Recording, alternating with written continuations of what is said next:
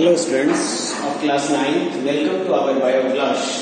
In this class, we are going to discuss about the different types of disease on the basis of different diseases. Right? Students, on the basis of occurring of disease in our body, यानी हमारे body में disease की occurrence के आधार पे ये disease दो type के होते हैं। एक है कॉन्जेनिटल डिजीज और दूसरा है एक्वायर्ड डिजीज। कॉन्जेनिटल डिजीज वैसे डिजीज हैं जो बाय बर्थ यानी जन्म के समय हमसे ही हमारे बॉडी में अवेलेबल होते हैं। ऐसे डिजीज को हम लोग कॉन्जेनिटल डिजीज कहते हैं। For example, the person who is suffering from jaundice by birth, then that disease is known as congenital disease. A person who is blind by birth, that is the congenital problem. तो यह disease जो जन्म के समय से ही हमारे body में available होता है, जन्म से पहले ही हमारी बॉडी में अक्यूज कर जाता है और जन्म के बाद भी रहता है, ऐसे डिजीज को हम लोग कॉन्जेनिटल डिजीज कहते हैं। And some disease that are acquired in our body after by birth, यानी जन्म के बाद जो डिजीज होते हैं, ऐसे डिजीज को हम लोग acquired डिजीज कहते हैं। यानी एनवायरमेंट में आने के बाद यह डिजीज हमारी बॉडी में कॉज होती है। This acquired disease are divided into two groups. One is infectious disease and the other is non-infectious disease.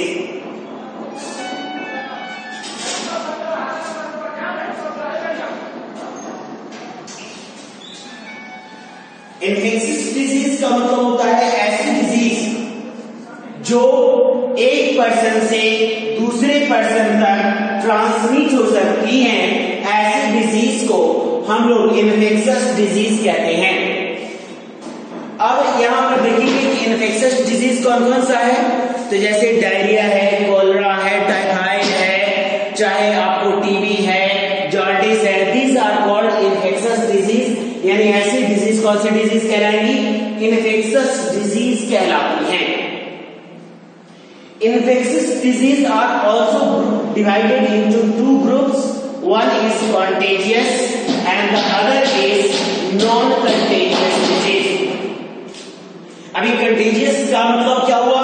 Contagious का मतलब है कि वैसी डिजीज जो एक पर्सन से दूसरे पर्सन तक तभी ट्रांसमिट होती है when the persons came in direct contact, यानी एक दूसरे से डायरेक्ट कांटेक्ट में आएंगे तो उसको वैसी डिजीज तब जो ट्रांसमिशन होगा तो इसको हम लोग कहते हैं contagious disease.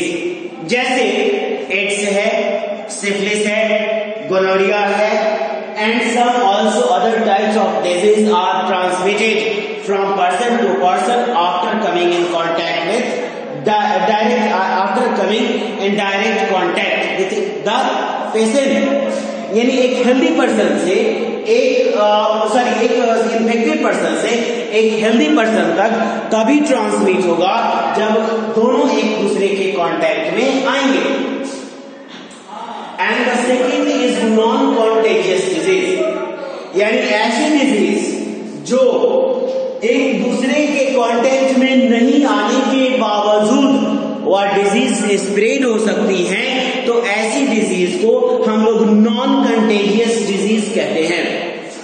Non contagious disease में आप देख सकते हैं डायरिया है, कोलेरा है, टीबी है, उसके अलावा और भी बहुत सारी डिजीज हैं। जैसे अभी कोरोना है तो वो भी बिना डायरेक्ट कांटेक्ट के ही ट्रांसमिट हो सकता है। वह एयर के थ्रू भी ट्रांसमिट हो सकता है या वाटर के थ्रू भी ट्रांसमिट हो सकता है, और या another ways like in house flies, या जैसे मलेरिया है तो वह एनोफिलीज मॉस्किटो को अपना कैरियर बना लिया। तो पेशेंट चाहे डायरेक्ट कांटेक्ट में आए या ना आए, लेकिन मॉस्किटो उसको पर्सन टू पर्सन आसानी से स्प्रेड कर देगा। तो उसी तरह से जो पेशेंट के बिना कांटेक्ट में आए एक से दूसरे में स्प्रेड हो जाए उसको हम लोग कहते हैं नॉन कंटेजियस डिजीज।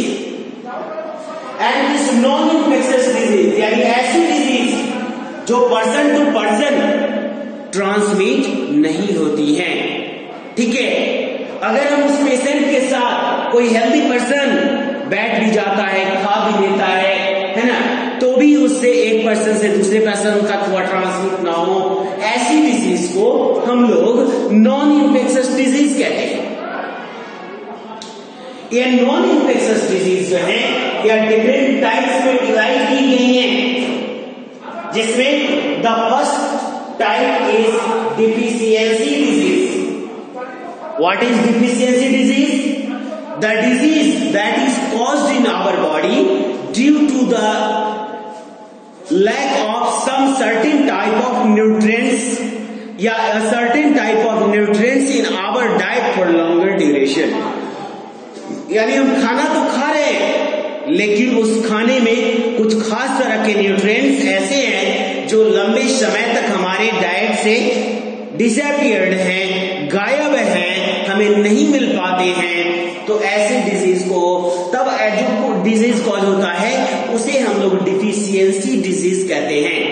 जैसे नाइट ब्लाइंडनेस, ठीक है, बेरी है, स्कर्वी है, रिकेट्स है, ये सारे जो है वह विटामिन के कमी से होने वाली डिजीज हैं।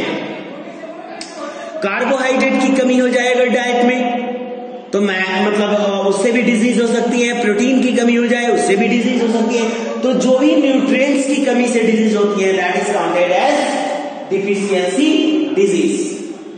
The next is metabolic disease, यानी हमारे शरीर में अगर मेटाबॉलिज्म सही नहीं होता है और उस मेटाबॉलिज्म के गड़बड़ होने से, खराब होने से जो डिजीज हमारे बॉडी में कॉज होती है इसको हम लोग कहते हैं मेटाबॉलिक डिजीज।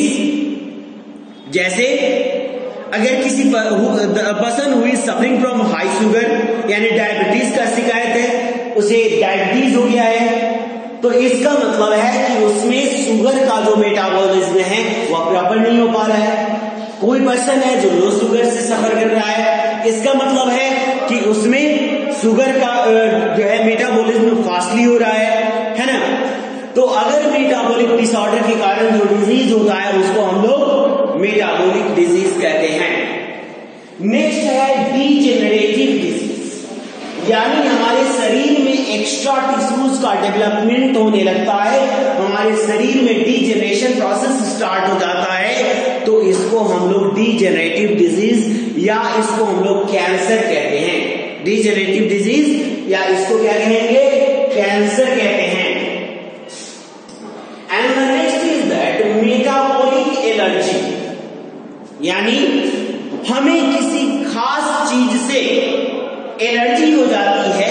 इसका मतलब है कि अगर हम उस खास चीज को खाते हैं, पीते हैं या उसके कांटेक्ट में भी आते हैं तो हमें कुछ खास तरह के परेशानियों का, प्रॉब्लम्स को फेस करना पड़ता है।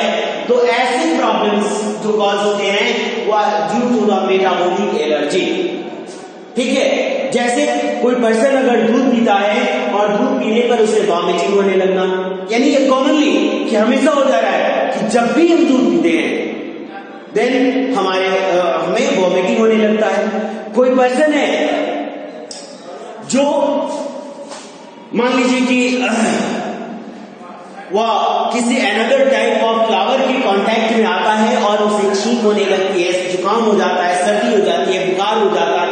तो इस तरह से जो प्रॉब्लम्स उसके बॉडी में क्रिएट होता है किसी खास चीज के कांटेक्ट में आने से, उसको हम लोग मेटाबॉलिक एलर्जी कहते हैं। जैसे कोई पर्सन अगर डस्ट पार्टिकल्स के कांटेक्ट में आता है, डस्ट के कांटेक्ट में आता है और उसमें खांसी, सर्दी, जुकाम या इस तरह की समस्याओं का प्रॉब्लम्स को फेस करना पड़ता है, तो इस तरह की डिजीज जो काउंट होती है that is called metabolic allergy, यानी किसी का खास चीज से एलर्जी होना। और नेक्स्ट है दैट इज इंजुरी, यानी आप या हम गिर जाए, हाथ पैर टूट जाए, कट जाए, फट जाए, किसी भी प्रॉब्लम से अगर हमारे बॉडी में कोई ट्रबल क्रिएट होता है एक्सीडेंट की वजह से, तो उसको हम लोग कहते हैं ये सारी डिजीज के टाइप्स हो गए, जिसमें एक है जो बाय बर्थ है, दूसरा है जो एनवायरमेंट में जन्म लेने के बाद होता है। ये भी दो तरह के हो गए, एक इन्फेक्शस और दूसरा नॉन इन्फेक्शस। यानी एक जो है वो पर्सन टू पर्सन ट्रांसमिट होता है, दूसरा नहीं होता है। ये दो टाइप के हो गए, एक कॉन्टेजियस और दूसरा नॉन कॉन्टेजियस। यानी एक डायरेक्ट ट्रांसमिशन है पेशेंट के कांटेक्ट में आने पर, और दूसरा पेशेंट के कांटेक्ट में ना आए तभी ये ट्रांसमिट हो सकता है। नेक्स्ट है नॉन इन्फेक्शियस डिजीज। ठीक है, ऐसी डिजीज जो पर्सन से पर्सन ट्रांसमिट नहीं हो सकती हैं, जैसे deficiency disease, metabolic disease, degenerative disease, metabolic allergy and injury. तो आपने समझ लिया कि डिजीज कितने टाइप्स की होती हैं। अब नेक्स्ट क्लास में आपको जानना है डिफरेंट टाइप्स ऑफ पैथोजेंस के बारे में, different types of infectious agents के बारे में, कि इन्फेक्शियस एजेंट्स कौन कौन से हैं, कौन सा इन्फेक्शियस एजेंट किस तरह से ट्रांसमिट होता है, यानी वेज ऑफ ट्रांसमिशन, और तीसरा डिफरेंट टाइप्स ऑफ डिजीज के बारे में। Okay students, thank you.